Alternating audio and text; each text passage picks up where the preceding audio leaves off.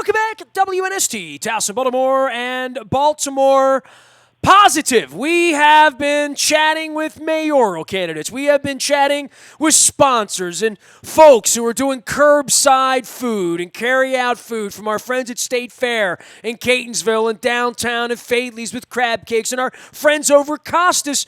But I got a lot of friends in Essex right now, and I'm reaching out. It's the first time Todd Schuler from the law offices of Blondell Miller Schuler and the injury lawyers down on Eastern Avenue. I'll get to my background, especially. It's kind of weird that Todd's going to be the first guy on and not Mark Miller, who I've known all my life, down at 628 Eastern Boulevard in Essex. But Pizza John's doing carry-out, and Al's Seafood doing carry-out, and so many places trying to stay open.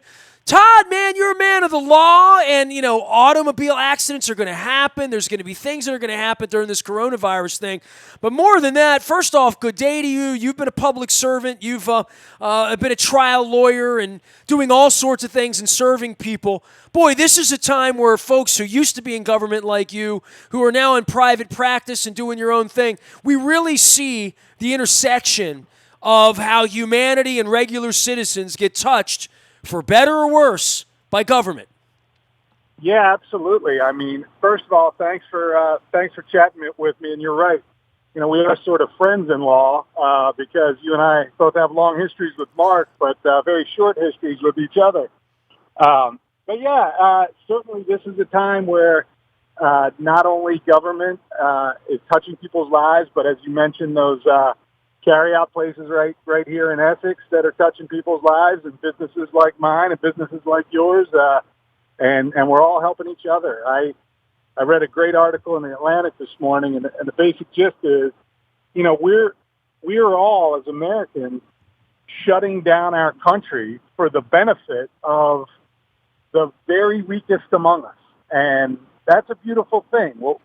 We've never seen anything like it in our lifetimes, and it's the kind of thing I think that my kids are 9 and 7. I mean, they're going to remember this. This is going to be their World War II or their, Kennedy assassination or their moment that they lived through, their September 11th. I remember with my boy, September 11th happened. My son was about to turn 17. Can you imagine? He was 16 years and 10 months old, and he's sitting on the couch for a month or however long, what felt like a month, right? And no baseball, no this, no that, no go out. We're trying to mourn. We're trying to figure out what we're going to do and how we're going to live and how we're going to be safe and all of that. So I think it shook him. I'm going to get him on some point and ask him about it. But I think I thought the Challenger was something for me. I was about 18 when that happened. And I guess I'm a little bit older than you. And that was one of those things that shook me. Watergate, Vietnam, for the people younger than me. Watching a war happen on CNN, on cable TV at my parents' house with these little green dots that looks like a video game, but we're killing people. So you remember these things, but this is different, right? This is a president that came out and called it a hoax. This is the Chinese government trying to hide it to begin with. This is a different kind of thing, like something out of a movie where we have this thing that's a virus that's going to eat our lungs, and we don't have a solution for it. Every pandemic expert in the world, there's a reason pandemic experts exist, knew something was possible. And it does feel like at a federal level, we've misplayed this dramatically, and at a state and local level, and you know about this, having worked in the House of Delegates, that it does come onto the streets. It does come onto Eastern Avenue and Marlin Avenue and Stemmers Run and and Chase and everywhere else, that people are losing jobs. The health issue is still ahead of us, and we're in the early going of all of this. But all of this is going to wind up being solved in the weeds by the police officers in Essex, the firemen in Essex, the paramedics. All of that is going to become a local issue, right? No doubt about it. And the governors of our country have stepped into the void really tremendously. I mean, and our own Governor Hogan is no exception. I mean, the leadership that's been demonstrated by Governor Cuomo in New York and Governor DeWine in Iowa, guys at different parties, but they've mobilized, they've instructed us of what we need to do, and the the vacuum has been filled by, I think, a lot of great leaders at various levels. I think you touched on it at the top. We're seeing, for good or ill, how we're touched by the decisions of a mayor or a county council or a county executive or a governor. Well, for the people who are not registered to vote right now, and I speak and slap them around a little bit and say, what's up? And say, well, my vote doesn't matter. Man, who you elect matters a lot. It has effed up my life, Todd, which is the reason I'm sitting here.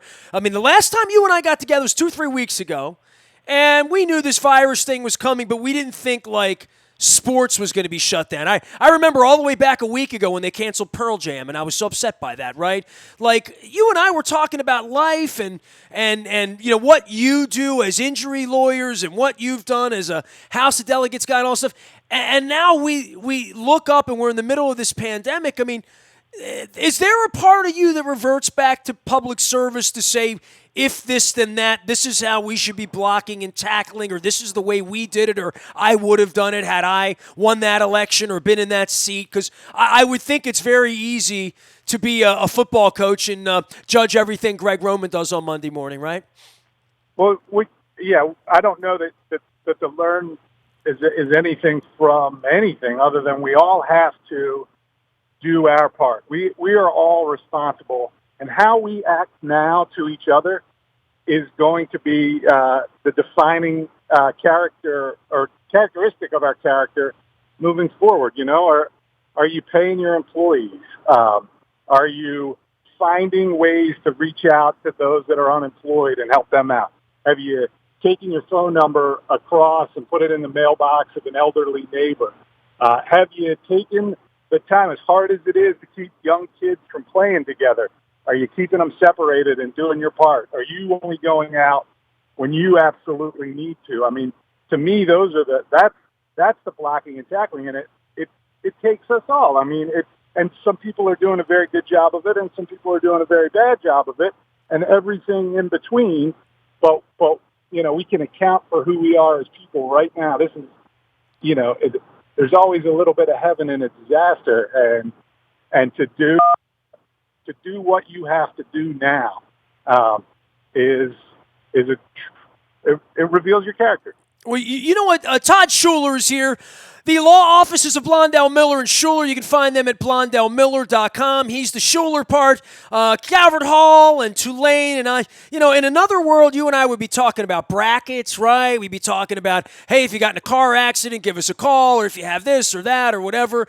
And we wind up 3 weeks after getting together, and I still owe you a pizza at Pizza John's, by the way. We wind up getting together under these circumstances. It's funny you'd say do your part and stuff, because I wanted to bring this up, and I brought it up a couple times, and I brought it up online, and I always get such reaction, and I'll hold this up for those who are seeing our Keep Calm and Stay Local, that when you talk about doing your part, 6 years ago today, my wife was diagnosed with leukemia, right? And the doctors come in and they tell you, you got to wear a mask. You got to wash your hands. Germs, forget it. Act like you can catch the flu anywhere, anytime. And my wife had 2 battles, and I learned about germs, and I learned about masks, and I learned about infections, and I learned about keeping her safe, and I learned why no one in her family could jump into the hotel room, or hotel, I call it a hotel, hospital room, we called it the hotel, and hug her at that point, because everything could kill her, And I feel that way when you talk about neighbors. My mom was 98 years old a couple years ago, and we did our best to try to keep her alive. I have a dear friend of mine that joined me today, said his mom's 93 years old, and they're trying, and some folks understand this, some folks don't understand this. I did not earn a Juris Doctorate, I don't know what the hell that is, from Tulane University. I didn't get to go to Calvert Hall, though my son went to the Hall Perry Hall. But I tell you what, man, I was 45 years old, and 6 years ago today, and my wife gets diagnosed. I did not understand germs and masks. I mean, I always washed my hands because, I had a good mother, and I like clean, but I didn't understand germ clean and kill my wife clean and what an immune system is and what happens when they take it away and they pump you full of this stuff and what it means to be a diabetic and what it means to have a lung condition or an asthma condition given this virus. But more than that, what you said that triggered me a little bit was in the aftermath, the first phone call we made was to Chuck Pagano because he's the only human being in my phone I ever knew who had leukemia and survived it. He's the only guy I had at my fingertips. And he called and he said, in the end, this will be a gift to you. In the end, this will be a gift to you. You'll grow, you'll learn. And hence, we're doing Baltimore Positive here. Todd Schuler from the law offices of Blondell Miller Schuler. And I think there is this part that everyone, I've called it wartime. You know, we don't see it like that. I don't see it as the little green dots. We're not dropping bombs. But what's going to happen to the hospitals here and the quarantine conditions? And I have two dear friends that live in northern Italy, friends of mine, lifer friends of mine, who I see on Facebook every day. And I'm going to have my dear friend Jody Cutler on next week, hopefully. That they've been on this kind of a lockdown for 21 days. I fear that 2 weeks from now, that's where we're going to be, Todd. And I fear that because I saw my timeline over the weekend and saw people doing various things that were not wearing gloves and masks because they don't understand it any more than I did 6 years and a day ago. Because I really might have had a harder time grasping this 6 years ago, and certainly 20 years ago if I was running around on the beach down in Daytona or Panama City with not Mark Miller, but friends of Mark Miller, I assure you, you know. When the more effective we are at staying apart, the longer we're going to have to do it. I mean, the reality is, if we can get ahead of this thing, if we can stay apart enough, we can flatten it out, and that's going to require us to keep doing it longer. All we're doing now is buying hospitals time. We're buying doctors time, right? And the more time we can buy them, the better off we are. But and the better effective we are at the front end, then we're not in an Italy scenario of, you know, a very high death rate and, an absolute lockdown. I think we're better off.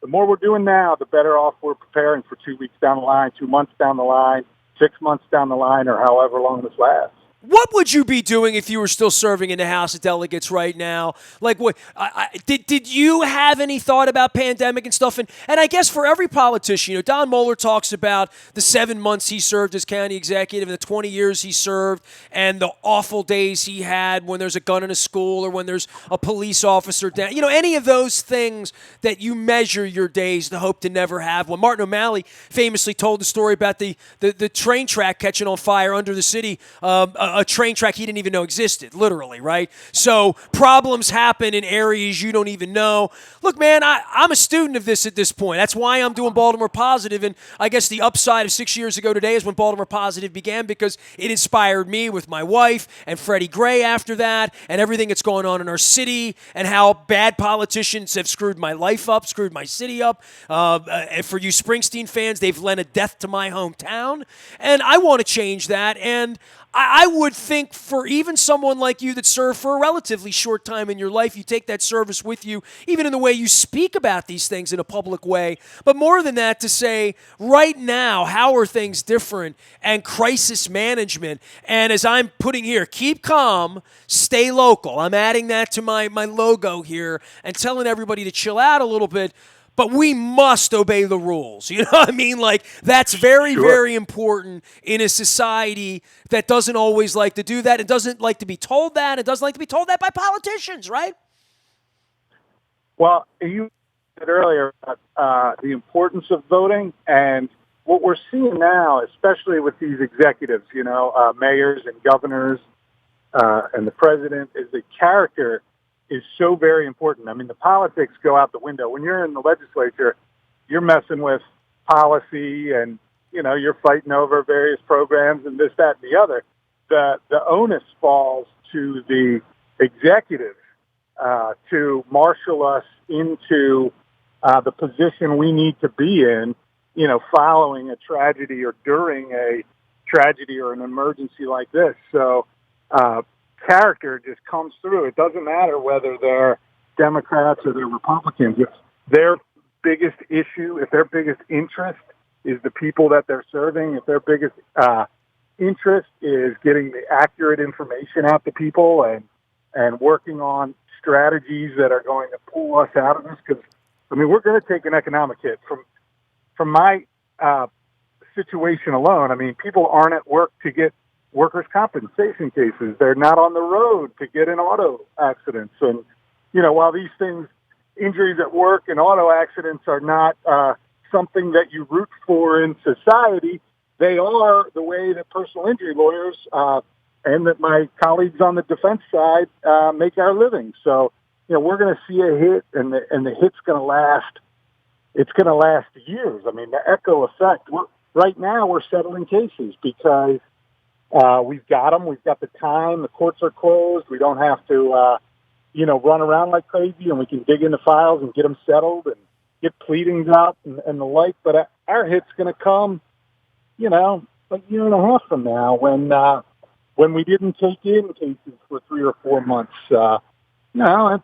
And we're not the only ones. I mean, the restaurants are getting slammed now. I mean, they're week to week. Well, and so many of you, I mean, look, man, people in this community, people like me that own a small business, right? Like, you have clients, friends, you've served in office here, Todd. I mean, like, a lot of people.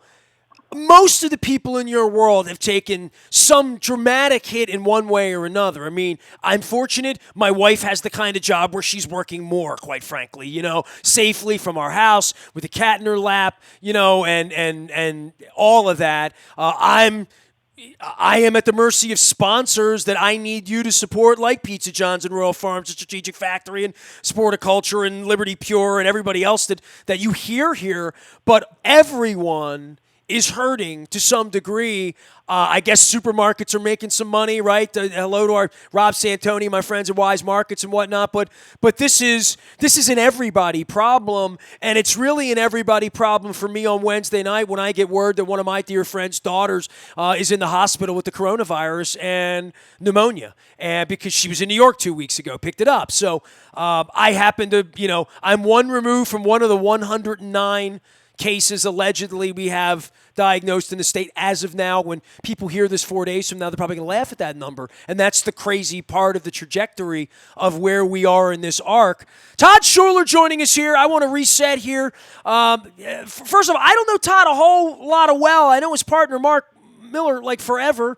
We went to middle school together, high school together, traveled together, spent long portions of our formative years when Mark was always the studious guy. I got law school, and he was always the guy that had to beg off on the fun on the weekends sometimes to become a lawyer down in Essex with the Blondell family. You want to do a little background on the Blondell Miller Schuler thing and a little bit of what you guys do? Because I'm giving it as best I know it, because I only sort of know Mark as like through our lifelong friendship, but I literally have not spent a whole lot of time banging around Mark, asking him a whole million things about all the things he does in court, because, quite frankly, it's why I didn't go to law school.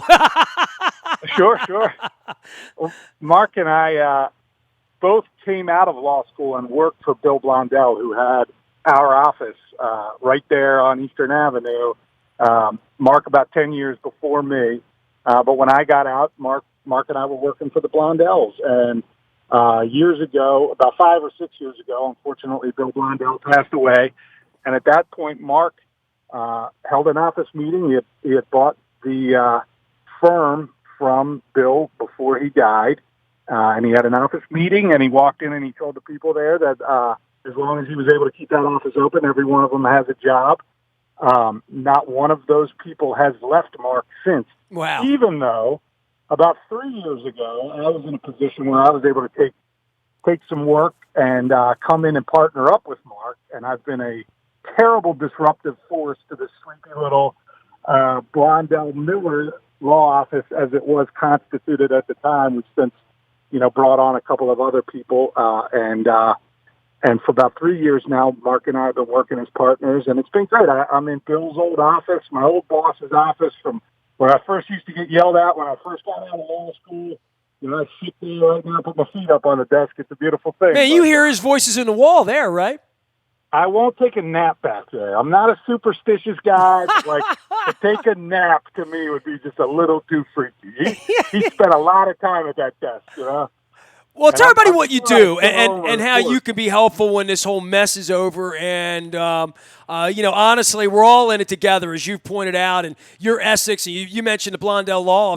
My parents are Essex, right? I mean, Mount Carmel, married. I spent most of the girls I chased as a kid was to Skateland in Essex. Matter of fact, I was talking to Chad from Al Seafood. You can go find that out in the buyatoyota.com audio vault about those days when my buddies got chased down back River Neck Road by the kids from Hawthorne because they chased the wrong girl. You know what I mean? This is 81, 82, So I've been passing the Blondell a lot. Matter of fact, my uncle, J.J. Weir, at one point had a hair salon where the 7-Eleven sat on the corner of Marlin and Eastern, probably, a nice 5-6 blocks further east down the way back in, 71, 72, 73.